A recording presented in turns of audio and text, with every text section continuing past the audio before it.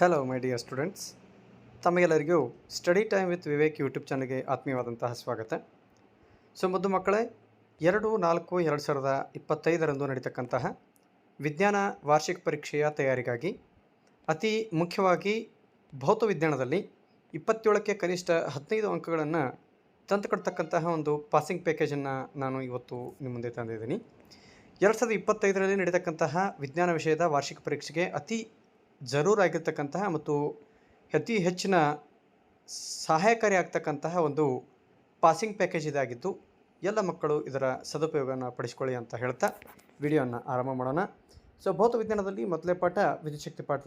ಇದರಲ್ಲಿ ಬರ್ತಕ್ಕಂತಹ ಬಹು ಆಯ್ಕೆಯ ಪ್ರಶ್ನೆಗಳು 1 ಅಂಕದ, 2 ಅಂಕದ, 3 ಅಂಕದ, 4 ಅಂಕದ ಪ್ರಶ್ನೆಗಳನ್ನೆಲ್ಲವುಗಳನ್ನು ಒಳಗೊಂಡಂತೆ ಭೌತ ವಿಜ್ಞಾನದಲ್ಲಿರ್ತಕ್ಕಂತಹ ಎಲ್ಲ ಪಾಠಗಳಿಗೆ ಇದೇ ಎಲ್ಲ ಪ್ರಶ್ನೆಗಳಿಗೆ ಉತ್ತರಗಳನ್ನು ನಾವು ಈ ಒಂದು ವಿಡಿಯೋದಲ್ಲಿ ನೋಡ್ತಾ ಹೋಗೋಣ.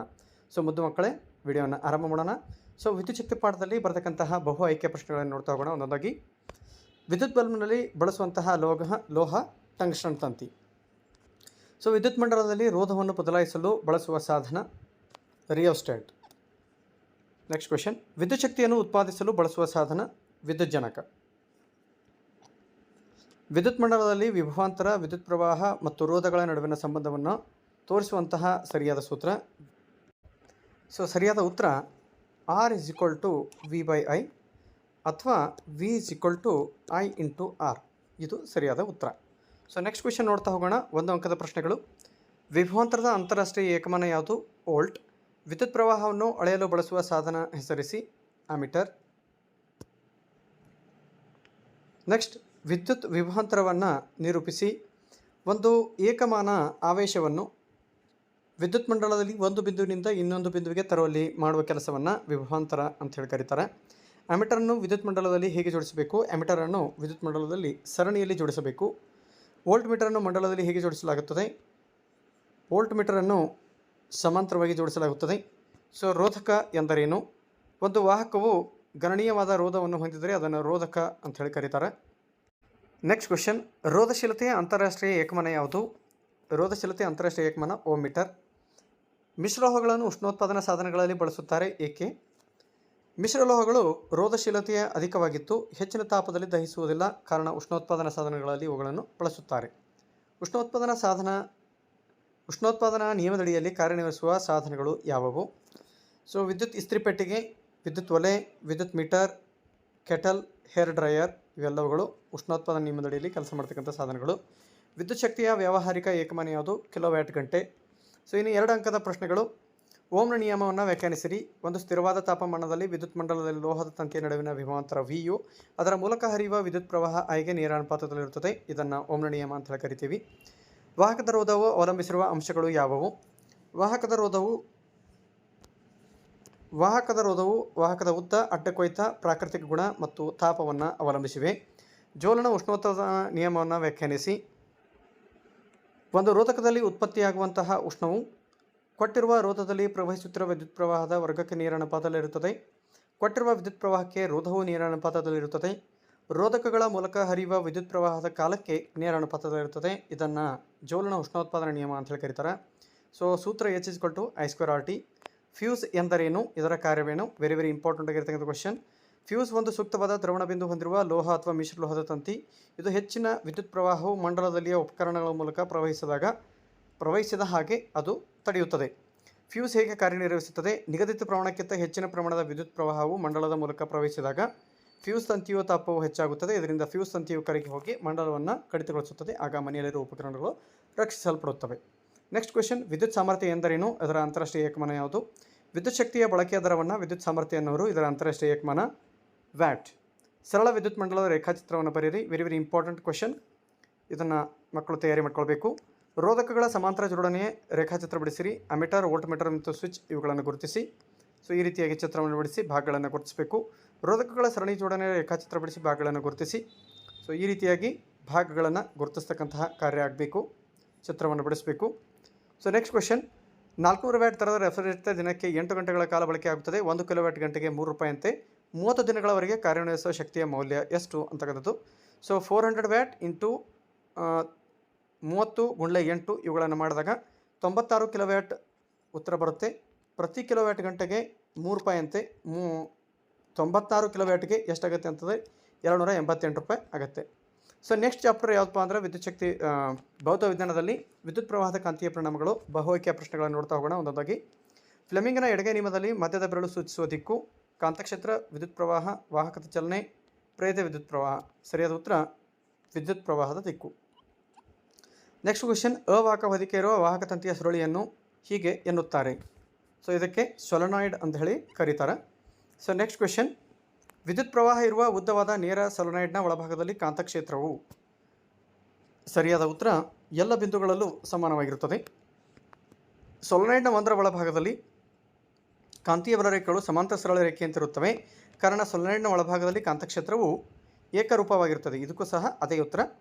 ನೆಕ್ಸ್ಟ್ ಕ್ವೆಶನ್ ಏನಂತಂದರೆ, ಬಲಗೈ ಹೆಬ್ಬೆರಳು ನಿಯಮದಲ್ಲಿ ಹೆಬ್ಬೆರಳು ವಿದ್ಯುತ್ ಪ್ರವಾಹದ ದಿಕ್ಕನ್ನು ಸೂಚಿಸಿದರೆ ಉಳಿದೆಲ್ಲ ಬೆರಳುಗಳು ಕಾಂತಕ್ಷೇತ್ರದ ದಿಕ್ಕನ್ನು ಸೂಚಿಸುತ್ತವೆ ಅಂತಕ್ಕಂಥದ್ದು. ನೆಕ್ಸ್ಟ್ ಕ್ವೆಶನ್, ಕೆಳಗಿನ ಪ್ರಶ್ನೆಗಳಿಗೆ ಉತ್ತರಿಸಿ. 1 ಅಂಕದ ಪ್ರಶ್ನೆಗಳು. ಕಾಂತೀಯ ಬಲರೇಖೆಗಳು ಒಂದರೊಂದು ಛೇದಿಸುವುದಿಲ್ಲ. ವೆರಿ ವೆರಿ ಇಂಪಾರ್ಟೆಂಟ್ ಆಗಿರ್ತಕ್ಕಂಥ ಕ್ವೆಶನ್ನು. ಸೊ ಛೇದಿಸುವಂತಹ ಬಿಂದುವಿನಲ್ಲಿ ದಿಕ್ಸೂಚಿಯ ಸೂಚಿಯು 2 ದಿಕ್ಕುಗಳತ್ತ ಒಮ್ಮೆಲೆ ನಿರ್ದೇಶಿಸಲು ಸಾಧ್ಯವಿಲ್ಲ. ಆದ್ದರಿಂದ ಕಾಂತೀಯ ಬಲರೇಖೆಗಳು ಒಂದರೊಂದು ಛೇದಿಸುವುದಿಲ್ಲ. ಇನ್ನು ಓವರ್ಲೋಡ್ ಎಂದರೇನು? ವಾಹಕದ ಸಾಮರ್ಥ್ಯ ಮೀರಿ ವಿದ್ಯುತ್ ಪ್ರವಾಹಕ್ಕೆ ನೇರ ಸಾಧನಗಳನ್ನು ಸಂಪರ್ಕಿಸುವುದನ್ನು ಓವರ್ಲೋಡ್ ಅಂತ ಹೇಳಿ ಕರೀತಾರೆ. ಸೊ ನೆಕ್ಸ್ಟ್ ಕ್ವೆಶನ್, ಗೃಹ ಬಳಕೆ ವಿದ್ಯುತ್ ಮಂಡಲದಲ್ಲಿ ಓವರ್ಲೋಡನ್ನು ತಪ್ಪಿಸಲು ಯಾವುದಾದರೂ 2 ಕ್ರಮಗಳನ್ನು ತಿಳಿಸಿರಿ. ಹಲವು ಉಪಕರಣಗಳನ್ನು ಒಂದೇ ಸಂಪರ್ಕಕ್ಕೆ ಜೋಡಿಸಬಾರದು. ಸಜೀವ ಮತ್ತು ತಟಸ್ಥ ತಂತಿಗಳು ನೇರ ಸಂಪರ್ಕಕ್ಕೆ ಬರದಂತೆ ನೋಡಿಕೊಳ್ಳಬೇಕು.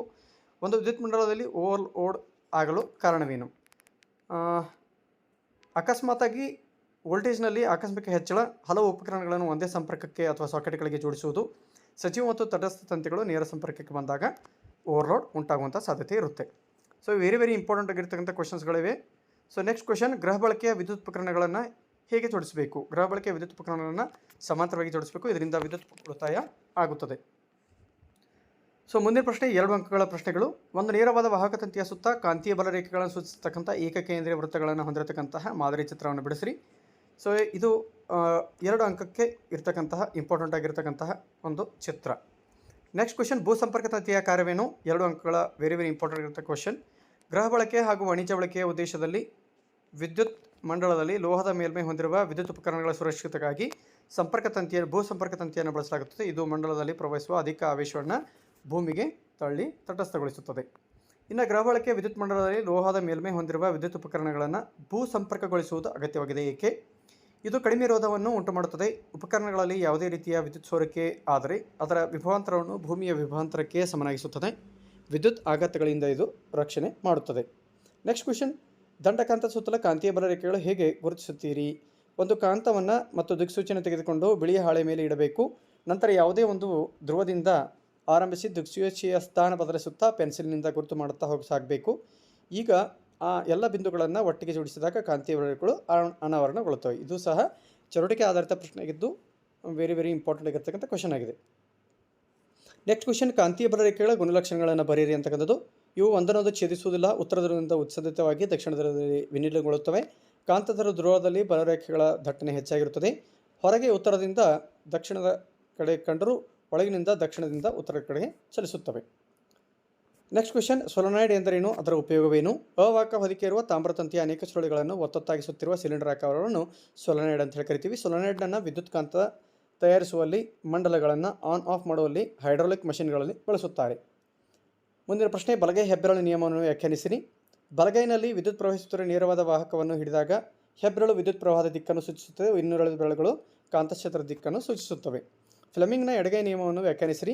ಎಡಗೈನ ಹೆಬ್ಬೆರಳು, ತೋರುಬೆರಳು, ಮಧ್ಯದ ಬೆರಳುಗಳನ್ನು ಪರಸ್ಪರ ಲಂಬವಾಗಿ ಹಿಡಿದಾಗ ತೋರುಬೆರಳು ಕಾಂತಕ್ಷೇತ್ರದ ದಿಕ್ಕನ್ನು, ಮಧ್ಯದ ಬೆರಳು ವಿದ್ಯುತ್ ಪ್ರವಾಹದ ದಿಕ್ಕನ್ನು ಸೂಚಿಸಿದರೆ ಹೆಬ್ಬೆರಳು ವಾಹಕದ ಮೇಲೆ ವರ್ತಿಸತಕ್ಕಂಥ ಬಲವನ್ನು ಸೂಚಿಸುತ್ತದೆ. ಹ್ರಸ್ವ ಮಂಡಲ ಎಂದರೇನು? ಹೇಗೆ ನಿವಾರಿಸಬಹುದು? ವಿದ್ಯುತ್ ಮಂಡಲದಲ್ಲಿ ಆಕಸ್ಮಿಕವಾಗಿ ಸಜೀವ ತಂತಿ ಮತ್ತು ತಟಸ್ಥ ತಂತಿಗಳು ನೇರ ಸಂಪರ್ಕಕ್ಕೆ ಬಂದರೆ ಅಥವಾ ಓವರ್ಲೋಡ್ ಆದಾಗ ವಿದ್ಯುತ್ ಸಂಪರ್ಕ ಕಡಿತಗೊಳ್ಳುವುದನ್ನು ಹ್ರಸ್ವ ಮಂಡಲ ಅಂತ ಹೇಳ್ತೀವಿ. ಇದನ್ನು ಫ್ಯೂಸ್ ಅಳವಡಿಸುವುದರ ಮೂಲಕ ಮತ್ತು ಓವರ್ಲೋಡ್ ಆಗದಂತೆ ಮುನ್ನೆಚ್ಚರಿಕಾ ಕ್ರಮ ತೆಗೆದುಕೊಳ್ಳುವುದರ ಮೂಲಕ ತಡೆಗಟ್ಟಬಹುದು. ನೆಕ್ಸ್ಟ್ ಪಾಠ ಯಾವುದಪ್ಪ ಅಂತಂದರೆ ಬೆಳಕು ಪ್ರತಿಫಲನ ಮತ್ತು ವಕ್ರೀಭವನ ಪಾಠ. ಅದರಲ್ಲಿ ಬರ್ತಕ್ಕಂತಹ ಬಹು ಆಯ್ಕೆ ಪ್ರಶ್ನೆಗಳನ್ನು ನೋಡ್ತಾ ಹೋಗೋಣ. ಕೆಳಗಿನೊಳಗೆ ಯಾವ ವಸ್ತುವನ್ನು ಮೊಸರುಗಳ ತಯಾರಿಕೆಯಲ್ಲಿ ಬಳಸುವುದಿಲ್ಲ?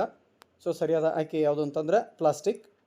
ಸೊ ನೆಕ್ಸ್ಟ್ ಕ್ವೆಶನ್, ನಿಮ್ನ ದರ್ಪಣದ ಉಂಟಾದ ಪ್ರತಿಬಿಂಬವು ಮಿಥ್ಯ, ನೇರ ಮತ್ತು ವಸ್ತುವಿನಿಂದ ದೊಡ್ಡದಾಗಿದೆ. ಹಾಗಾದರೆ ವಸ್ತುವಿನ ಸ್ಥಾನ? ದರ್ಪಣದ ಧ್ರುವ ಮತ್ತು ಪ್ರಧಾನ ಸಂಗಮದ ನಡುವೆ.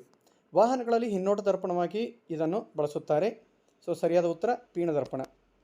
ನೆಕ್ಸ್ಟ್ ಕ್ವೆಶನ್,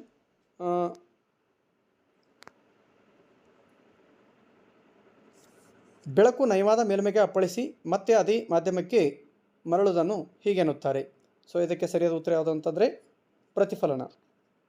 ನೆಕ್ಸ್ಟ್ ಕ್ವೆಶನ್, ಮಸೂರದ ಕೇಂದ್ರೀಕರಿಸುವ ಅಥವಾ ವಿಕೇಂದ್ರೀಕರಣ ಪ್ರಕ್ರಿಯೆಯನ್ನು ಹೀಗೆನ್ನುತ್ತಾರೆ, ಅದರ ಸಾಮರ್ಥ್ಯ ಅಂತ ಹೇಳಿ ಕರೀತಾರೆ. ನೆಕ್ಸ್ಟ್ 1 ಮಾರ್ಕ್ಸ್ ಕ್ವೆಶನ್, ಬೆಳಕಿನ ಪ್ರತಿಫಲನ ಎಂದರೇನು? ಬೆಳಕು ನಯವಾದ ಮೇಲ್ಮೆಗೆ ಅಪ್ಪಳಿಸಿ ಮತ್ತೆ ಅದೇ ಮಾಧ್ಯಮಕ್ಕೆ ಮರಳುವುದನ್ನು ಪ್ರತಿಫಲನ ಅಂತ ಹೇಳಿ ಕರಿತೀವಿ. ನಿಮ್ನ ದರ್ಪಣಗಳನ್ನು ಎಲ್ಲಿ ಬಳಸುತ್ತಾರೆ? ನಿಮ್ನ ದರ್ಪಣಗಳನ್ನು ಟಾರ್ಚ್ಗಳಲ್ಲಿ, ತಪಾಸಣಾ ದೀಪಗಳಲ್ಲಿ, ವಾಹನದ ಮುಂಭಾಗದ ದೀಪಗಳಲ್ಲಿ, ಬೆಳಕಿನ ಶಕ್ತಿಶಾಲಿ ಸಮಾಂತರ ಕಿರಣ ಪುಂಜಗಳ ಪಡೆಯಲು ಕ್ಷೌರ ಅಂಗಡಿಗಳಲ್ಲಿ ದಂತವಿದ್ದರು ಬಳಸುತ್ತಾರೆ. ಮುಂದಿನ ಪ್ರಶ್ನೆ, ನೀರಿನಲ್ಲಿಟ್ಟ ನಾಣ್ಯವು ಮೇಲಕ್ಕೆದ್ದು ಬಂದಂತೆ ಭಾಸವಾಗಲು ಕಾರಣವೇನು? ಇದಕ್ಕೆ ಕಾರಣ ಬೆಳಕಿನ ವಕ್ರೀಭವನ. ವಕ್ರೀಭವನ ಸೂಚ್ಯಂಕ ಎಂದರೇನು? ನೀಡಿರುವ ಎರಡು ಮಾಧ್ಯಮಗಳಿಗೆ ಸಂಬಂಧಿಸಿದಂತೆ ದಿಕ್ಕಿನ ಬದಲಾವಣೆಯಲ್ಲಿ ಉಂಟಾದ ಪ್ರಮಾಣವನ್ನು ವಕ್ರೀಭವನ ಸೂಚ್ಯಂಕ ಎನ್ನುವರು. ಮಸೂರದ ಸಾಮರ್ಥ್ಯ ಎಂದರೇನು? ಇದರ ಅಂತಾರಾಷ್ಟ್ರೀಯ ಏಕಮಾನ ಯಾವುದು? ಇದರ ಅಂತಾರಾಷ್ಟ್ರೀಯ ಏಕಮಾನ ಡಯಾಪ್ಟರ್. 2 ಅಂಕಗಳ ಪ್ರಶ್ನೆಗಳು. ಬೆಳಕಿನ ವಕ್ರೀಭವನ ಎಂದರೇನು? ಬೆಳಕು ಬೇರೆ ಬೇರೆ ಸಾಂದ್ರತೆಯುಳ್ಳ ಒಂದು ಮಾಧ್ಯಮದಿಂದ ಇನ್ನೊಂದು ಮಾಧ್ಯಮಕ್ಕೆ ತೆರಳಿದಾಗ ತನ್ನ ನೇರದಲ್ಲಿ ಬದಲಾವಣೆಯುಂಟು ಮಾಡುತ್ತದೆ. ಇದನ್ನು ಬೆಳಕಿನ ವಕ್ರೀಭವನ ಅಂತ ಹೇಳಿ ಕರೀತಾರೆ. ಸಮತಲ ದರ್ಪಣದಲ್ಲಿ ಉಂಟಾಗುವ ಪ್ರತಿಬಿಂಬದ ಲಕ್ಷಣಗಳೇನು? ಸಮತಲ ದರ್ಪಣದಲ್ಲಿ ಉಂಟಾಗುವ ಪ್ರತಿಬಿಂಬಗಳು ಯಾವಾಗಲೂ ಮಿಥ್ಯ ಮತ್ತು ನೇರ ಪ್ರತಿಬಿಂಬಗಳಾಗಿರುತ್ತವೆ. ಪ್ರತಿಬಿಂಬದ ಗಾತ್ರವು ವಸ್ತುವಿನಷ್ಟೇ ಇರುತ್ತದೆ. ವಸ್ತುವು ದರ್ಪಣದ ಮುಂದೆ ಎಷ್ಟು ದೂರದಲ್ಲಿದೆಯೋ ಪ್ರತಿಬಿಂಬವು ದರ್ಪಣದ ಹಿಂದೆ ಅಷ್ಟೇ ದೂರದಲ್ಲಿರುತ್ತದೆ. ಸೊ ಇನ್ನು ನೆಕ್ಸ್ಟ್ ಕ್ವೆಶನ್, ಬೆಳಕಿನ ಪ್ರತಿಫಲನದ ನಿಯಮಗಳನ್ನು ಬರೆಯಿರಿ. 2 ಮಾರ್ಕ್ಸ್ಗೆ ವೆರಿ ಇಂಪಾರ್ಟೆಂಟ್ ಆಗಿರ್ತಕ್ಕಂಥ ಕ್ವೆಶನ್ ಇದು. ಪತನ ಕಿರಣ, ಪತನ ಬಿಂದುವಿನಲ್ಲಿ ಎಳೆದ ಲಂಬ ಮತ್ತು ಪ್ರತಿಫಲನ ಕಿರಣ ಇವೆಲ್ಲ ಒಂದೇ ಸಮತಲದಲ್ಲಿರುತ್ತವೆ. ಪತನ ಕೋನವು ಪ್ರತಿಫಲನ ಕೋನಕ್ಕೆ ಸಮವಾಗಿರುತ್ತದೆ. ಬೆಳಕಿನ ವಕ್ರೀಭವನದ ನಿಯಮಗಳನ್ನು ಬರೆಯಿರಿ. ಪತನ ಕಿರಣ, ವಕ್ರೀಭವನ ಕಿರಣ ಮತ್ತು 2 ಮಾಧ್ಯಮಗಳ ಸಂಪರ್ಕ ಮೇಲ್ಮೈಗೆ ಪತನ ಬಿಂದುವಿನಲ್ಲಿ ಎಳೆದ ಲಂಬ ಇವು 3 ಒಂದೇ ಸಮತಲದಲ್ಲಿರುತ್ತವೆ. ಕೊಟ್ಟಿರುವ ಬೆಳಕಿನ ನಿರ್ದಿಷ್ಟ ಬಣ್ಣ ಮತ್ತು ನೀಡಿರುವ ಜೋಡಿ ಮಾಧ್ಯಮಗಳಿಗೆ ಪತನ ಕೋನದ ಸೈನು ಮತ್ತು ವಕ್ರೀಮ ಕೋನಗಳ ಸೈನುಗಳ ನಡುವಿನ ಅನುಪಾತ ಸ್ಥಿರವಾಗಿರುತ್ತದೆ. sin i / sin r = ಸ್ಥಿರ. ನೆಕ್ಸ್ಟ್ ಕ್ವೆಶನ್, ದರ್ಪಣದ ಸೂತ್ರ ವಿಸ್ತರಿಸಿರಿ. ವಸ್ತುವಿನ ದೂರ u, ಪ್ರತಿಬಿಂಬದ ದೂರ v, ಆ ದರ್ಪಣದ ಸಂಗಮ ದೂರ f ಗಳಿರುವಾಗ ಸಂಬಂಧವನ್ನು ಸೂಚಿಸತಕ್ಕಂತಹ ದರ್ಪಣದ ಸೂತ್ರ 1/f = 1/v + 1/u. ದರ್ಪಣಾಂತರ ವರ್ಧನೆ ಎಂದರೇನು? ಗೋಳೀಯ ದರ್ಪಣದಿಂದ ಉಂಟಾದ ವರ್ಧನೆಯು ಸಾಪೇಕ್ಷವಾಗಿ ಯಾವುದೇ ಪ್ರತಿಬಿಂಬವು ವಸ್ತುವಿನ ಗಾತ್ರಕ್ಕಿಂತ ಎಷ್ಟು ವರ್ಧನೆಯಾಗಿದೆ ಎಂದು ಸೂಚಿಸುತ್ತದೆ. ಇದನ್ನು ಪ್ರತಿಬಿಂಬದ ಎತ್ತರ ಮತ್ತು ವಸ್ತುವಿನ ಎತ್ತರಗಳ ಅನುಪಾತದಲ್ಲಿ ಸೂಚಿಸುತ್ತಾರೆ. ನೇತ್ರತಜ್ಞರು ಕೆಲವೊಮ್ಮೆ +2d ಎಂದು ಕೆಲವೊಮ್ಮೆ -2.5d ಎಂದು ಸೂಚಿಸಿರುತ್ತಾರೆ. ಹಾಗೆಂದರೇನು? ನಮ್ಮ ಕಣ್ಣುಗಳ ಸಾಮರ್ಥ್ಯವನ್ನು ವೈದ್ಯರು ಹೀಗೆ ಸೂಚಿಸುತ್ತಾರೆ. +2 ಡಯಾಪ್ಟರ್ ಎಂದರೆ ಇದು ಪಿನ ಮಸೂರವಾಗಿದೆ. ದೂರದೃಷ್ಟಿಯಿಂದ ಬಳಲುತ್ತಿದ್ದರೆ ಇದನ್ನು ಬಳಸಬಹುದು. -2.5d ಅಂದರೆ ಇದು ನಿಮ್ನ ಮಸೂರವಾಗಿದ್ದು ಸಮೀಪ ದೃಷ್ಟಿ ದೋಷದಿಂದ ಬಳಲುತ್ತಿದ್ದವರಿಗೆ ಇದನ್ನು ನೀಡಬಹುದು. ಮುಂದಿನ ಪಾಠ, ಕೊನೆಯ ಪಾಠ, ಭೌತಶಾಸ್ತ್ರದಲ್ಲಿ ಮಾನವನ ಕಣ್ಣು ಮತ್ತು ವರ್ಣಮಯ ಜಗತ್ತು. ಬಹು ಆಯ್ಕೆಯ ಪ್ರಶ್ನೆಗಳು. ಮಾನವನ ಕಣ್ಣಿನ ಈ ಭಾಗದಿಂದ ಬೆಳಕು ಒಳಗೆ ಪ್ರವೇಶಿಸುತ್ತದೆ. ಸೊ ಸರಿಯಾದ ಉತ್ತರ ಕಾರ್ನಿಯಾ. ನೆಕ್ಸ್ಟ್ ಕ್ವೆಶನ್, ಮಾನವನ ಕಣ್ಣಿನ ಮಸೂರದ ಸಂಗಮ ದೂರವನ್ನು ಹೊಂದಾಣಿಕೆ ಮಾಡುವ ಸಾಮರ್ಥ್ಯವನ್ನು ಕಣ್ಣಿನ ಹೊಂದಾಣಿಕೆಯ ಸಾಮರ್ಥ್ಯ ಅಂತ ಹೇಳಿ ಕರಿತೀವಿ. ಒಂದು ವಸ್ತುವನ್ನು ವೀಕ್ಷಿಸಲು ಅದು ಕಣ್ಣಿನಿಂದ ಇರಬೇಕಾದ ಕನಿಷ್ಠ ದೂರ ಎಷ್ಟು ಅಂತಕ್ಕಂಥದ್ದು 25 ಸೆಂಟಿಮೀಟರ್ ದೂರ ಇರಬೇಕು. ಸೊ ಮುಂದಿನ ಕ್ವೆಶನ್, ಸಮೀಪದ ವಸ್ತುಗಳನ್ನು ಸ್ಪಷ್ಟವಾಗಿ ನೋಡುವ ಅಥವಾ ಸಮೀಪದ ವಸ್ತುಗಳನ್ನು ನೋಡುವ ಸಾಮರ್ಥ್ಯವನ್ನು ಹೀಗೆಂದು ಕರೆಯುತ್ತಾರೆ. ಸೊ ಸರಿಯಾದ ಆಯ್ಕೆ ಸಮೀಪ ದೃಷ್ಟಿ. ಸಮೀಪ ದೃಷ್ಟಿ ಅಷ್ಟೇ, ದೋಷ ಅಲ್ಲ. ನೆಕ್ಸ್ಟ್ ಕ್ವೆಶನ್, ಸಮೀಪ ದೃಷ್ಟಿ ದೋಷ ಅಥವಾ ಸಮೀಪ ದೃಷ್ಟಿ ಇದನ್ನು ಬಳಸಿ ನಿವಾರಿಸಬಹುದು. ನಿಮ್ನ ಮಸೂರವನ್ನು ಬಳಸಿ ಇದನ್ನು ನಿವಾರಿಸಬಹುದು. ದೂರದೃಷ್ಟಿ ಇದನ್ನು ಬಳಸಿ ನಿವಾರಿಸಬಹುದು. ಪಿನ ಮಸೂರವನ್ನು ಬಳಸಿ ನಿವಾರಿಸಬಹುದು. ಮುಂದಿನ ಕ್ವೆಶನ್, ಬೆಳಕಿನ ವರ್ಣ ವಿಭಜನೆಯಲ್ಲಿ ಈ ಕೆಳಗಿನ ಬಣ್ಣ ಕಡಿಮೆ ಬಾಗುವುದು. ಸೊ ಸರಿಯಾದ ಉತ್ತರ ಕೆಂಪು ಬಣ್ಣ. ಅತಿ ಹೆಚ್ಚು ಬಾಗತಕ್ಕಂತಹ ಬಣ್ಣ ನೇರಳೆ ಬಣ್ಣ. ಸೂರ್ಯನ ಬೆಳಕಿನ ರೋಹಿತ ಪಡೆಯಲು ಗಾಜಿನ ಪಟ್ಟಕ ಬಳಸಿದ ಮೊದಲ ವಿಜ್ಞಾನಿ sir Isaac Newton. So next one marks questions. ಕಣ್ಣಿನ ಪೊರೆ ಎಂದರೇನು? ವಯಸ್ಸಾದವರಿಗೆ ಕೆಲವೊಮ್ಮೆ ರೆಟಿನಾವು ಉಬ್ಬಿದಂತೆ ಅಥವಾ ಹಾಲಿನಂತೆ ಬೆಳ್ಳಗ ಪೊರೆಯಂತೆ ಆಗುತ್ತದೆ ಅಥವಾ ಮೋಡ ಕವಿದ ವಾತಾವರಣದಂತೆ ಕಾಣುತ್ತದೆ. ಇದನ್ನು ಪೊರೆ ಎಂದು ಕರೆಯುತ್ತೇವೆ. ಸಮೀಪ ದೃಷ್ಟ ಕಾರಣಗಳೇನು? ಕಣ್ಣಿನ ಮಸೂದೆ ವಿಪರೀತ ವಕ್ರತೆ, ಕಣ್ಣುಗುಡ್ಡೆಯು ತನ್ನ ಸಹಜ ಸ್ಥಿತಿಗಿಂತ ವಿಪರೀತ ಉದ್ದವಾಗಿರುವುದು. ಇನ್ನು ದೂರದೃಷ್ಟಿಗೆ ಕಾರಣಗಳೇನು ಅಂತಂದಾಗ, ದೂರದೃಷ್ಟಿ ಎಂದರೆ ಏನು ಅಂತಂದಾಗ ಒಬ್ಬ ವ್ಯಕ್ತಿಯು ದೂರದ ವಸ್ತುಗಳನ್ನು ಸರಿಯಾಗಿ ನೋಡಬಲ್ಲ, ಆದರೆ ಸಮೀಪದ ವಸ್ತುಗಳನ್ನು ನೋಡಲು ಆಗುವುದಿಲ್ಲ. ದೂರದೃಷ್ಟಕ್ಕೆ ದೋಷಕ್ಕೆ ಕಾರಣವೇನು? ಕಣ್ಣಿನ ಮಸೂದ ಸಂಗಮ ದೂರವು ಉದ್ದ ಇರುವುದು, ಕಣ್ಣುಗುಡ್ಡೆಯು ಅತ್ಯಂತ ಚಿಕ್ಕದಾಗಿರುವುದು. ಪ್ರೆಸ್ಬಯೋಪಿಯಾ ಎಂದರೇನು? ಸಾಮಾನ್ಯವಾಗಿ ವಯಸ್ಸಾದಲ್ಲಿ ಕಣ್ಣಿನ ಹೊಂದಾಣಿಕೆಯ ಸಾಮರ್ಥ್ಯದ ಕೊರತೆಯಿಂದಾಗಿ ಸಮೀಪದ ವಸ್ತುಗಳನ್ನು ಕನ್ನಡಕವಿಲ್ಲದೆ ನೋಡಲು ಆಗುವುದಿಲ್ಲ. ಇದನ್ನು ಪ್ರೆಸ್ಬಯೋಪಿಯಾ ಅನ್ನುತ್ತಾರೆ. ಪ್ರೆಸ್ಬಿಯೋಪಿಯಾ ಉಂಟಾಗಲು ಕಾರಣವೇನು? ಮಸೂರು ತನ್ನ ಸ್ಥಿತಿಸ್ಥಾಪಕ ಗುಣವನ್ನು ಕಳೆದುಕೊಳ್ಳುವುದು ಅಥವಾ ಸೀಲಿಯಸ್ ಸ್ನಾಯುಗಳು ದುರ್ಬಲಗೊಳ್ಳುವುದು. ಬೆಳಕಿನ ವರ್ಣ ವಿಭಜನೆ ಎಂದರೇನು? ಬಿಳಿಯ ಬೆಳಕು ಅದರ ವಿಭಿನ್ನ ಬಣ್ಣಗಳ ಘಟಕಗಳಾಗಿ ವಿಭಜನೆ ಹೊಂದುವುದನ್ನು ಬೆಳಕಿನ ವರ್ಣ ವಿಭಜನೆ ಎನ್ನುತ್ತಾರೆ. ಸೊ ಕಾಮನಬಿಲ್ಲು ಎಂದರೇನು? ಮಳೆಯ ನಂತರ ಆಕಾಶದಲ್ಲಿ ಕಾಣುವ ವಾತಾವರಣದಲ್ಲಿರುವ ಅತಿ ಸಣ್ಣ ನೀರಿನ ಹನಿಗಳಿಂದ ಉಂಟಾಗುವ ನೈಸರ್ಗಿಕ ರೋಹಿತವನ್ನು ಕಾಮನಬಿಲ್ಲು ಅಂತ ಹೇಳಿ ಕರೀತಾರೆ. ನಕ್ಷತ್ರಗಳು ಮಿನುಗಲು ಕಾರಣವೇನು? ವಾಯುಮಂಡಲದ ನಕ್ಷತ್ರಗಳ ಬೆಳಕಿನ ವಕ್ರೀಭವನದಿಂದ ನಕ್ಷತ್ರಗಳು ಮಿನುಗುತ್ತವೆ. ಗ್ರಹಗಳು ಏಕೆ ಮಿನುಗುವುದಿಲ್ಲ? ಗ್ರಹಗಳು ಭೂಮಿಗೆ ತುಂಬ ಹತ್ತಿರದಲ್ಲಿರುತ್ತವೆ ಮತ್ತು ಅವುಗಳು ವಿಸ್ತರಿಸಿದ ಬೆಳಕಿನ ಮೂಲದಂತೆ ಕಾಣುವುದರಿಂದ ಮಿನುಗುವುದಿಲ್ಲ. ಟಿಂಡಾಲ್ ಪರಿಣಾಮ ಎಂದರೇನು? ಕಲಿಲ ಪದಾರ್ಥಗಳಿಂದ ಬೆಳಕಿನ ಕಿರಣಗಳ ಚದುರುವಿಕೆಯ ವಿದ್ಯಮಾನವನ್ನು ಟಿಂಡಾಲ್ ಪರಿಣಾಮ ಅಂತ ಕರೀತಾರೆ. ಇನ್ನು 2 ಅಂಕದ ಪ್ರಶ್ನೆಗಳು, ಇವುಗಳಿಗೆ ಕಾರಣ ಕೊಡಿ. ಆಕಾಶದ ಬಣ್ಣ ನೀಲಿ ಏಕೆ? ಗಗನಯಾತ್ರಿಕರಿಗೆ ಆಕಾಶ ಕಪ್ಪಾಗಿ ಕಾಣುತ್ತದೆ. ವಾಯುಮಂಡಲದಲ್ಲಿಯ ಗಾಳಿಯಾನುಗಳು ಸಣ್ಣ ಕಣಗಳು ಗೋಚರ ಬೆಳಕಿನ ತರಂಗಾಂತರಕ್ಕಿಂತ ಸಣ್ಣದಾಗಿರುತ್ತವೆ. ಇವು ಬೆಳಕಿನ ಸಣ್ಣ ತರಂಗಾಂತರವುಳ್ಳ ನೀಲಿ ಬಣ್ಣ ಅಂಚನ್ನು ಹೆಚ್ಚಿಗೆ ಚದುರಿಸುವುದರಿಂದ ಆಕಾಶದ ಬಣ್ಣ ನೀಲಿಯಾಗಿ ಕಾಣುತ್ತದೆ. ಗಗನಯಾತ್ರಿಗಳು ಅತಿ ಎತ್ತರದಲ್ಲಿ ಹಾರುವುದರಿಂದ ಅಲ್ಲಿ ವಾಯುಮಂಡಲ ಇಲ್ಲದ ಕಾರಣ ಯಾವುದೇ ರೀತಿಯ ಬೆಳಕಿನ ಚದರಿಕೆ ಇಲ್ಲದಿರುವುದರಿಂದ ಗಗನಯಾತ್ರಿಕರಿಗೆ ಆಕಾಶ ಬಣ್ಣ ಕಪ್ಪಾಗಿ ಕಾಣುತ್ತದೆ. ನೆಕ್ಸ್ಟ್, ಸಮೀಪ ದೃಷ್ಟಿ ದೋಷ ತೋರಿಸುವ ಮತ್ತು ಪರಿಹರಿಸುವ ಚಿತ್ರ ಬಿಡಿಸಿ ಭಾಗಗಳನ್ನು ಗುರುತಿಸಿ ಅಂತಕ್ಕಂಥದ್ದು. ಚಿತ್ರ ಬಿಡಿಸ್ತಕ್ಕಂಥದ್ದು ಏನಿಲ್ಲ, ಆದರೆ ಈ ಚಿತ್ರದ ನೋಡಿಕೊಂಡು ಚಿತ್ರಾಧಾರಿತ ಪ್ರಶ್ನೆಗಳನ್ನು ಕೇಳುವಂಥ ಸಾಧ್ಯತೆ ಇರುತ್ತೆ. ಅದೇ ರೀತಿಯಾಗಿ ಕೆಳಗಡೆ ತಾವು ಗಮನಿಸ್ಬೋದು ದೂರದೃಷ್ಟಿ ಮತ್ತು ಅದಕ್ಕೆ ಸಂಬಂಧಪಟ್ಟಂತಹ ಚಿತ್ರಗಳು.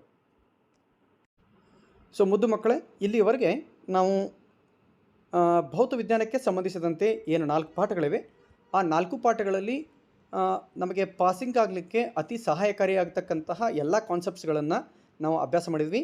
ಭೌತ ವಿಜ್ಞಾನದಲ್ಲಿ ಕೇಳ್ತಕ್ಕಂಥ 27 ಅಂಕಗಳಲ್ಲಿ ಕನಿಷ್ಠ 15 ಅಂಕಗಳನ್ನು 100% ಆಗಿ ತಂದು ಕೊಡ್ತಕ್ಕಂತಹ ಒಂದು ಪ್ಯಾಸಿಂಗ್ ಪ್ಯಾಕೇಜ್ ಇದಾಗಿದೆ. ಎಲ್ಲ ಮಕ್ಕಳು ಇದನ್ನು ಚೆನ್ನಾಗಿ ತಯಾರಿ ಮಾಡಿದ್ದೇ ಆದರೆ 100% ಸಕ್ಸಸ್ಸು ಸಾಧ್ಯ ಇದೆ. ಸೊ ನೆಕ್ಸ್ಟ್ ವಿಡಿಯೋದಲ್ಲಿ ಮತ್ತೆ ನಾವು ನೀವು ಭೇಟಿ ಆಗೋಣ ರಸಾಯನಶಾಸ್ತ್ರ ವಿಭಾಗವನ್ನು ತೆಗೆದುಕೊಂಡು. ಸೊ ಅಲ್ಲಿವರೆಗೆ ಟೇಕ್ ಕೇರ್, ಬಾಯ್ ಬಾಯ್.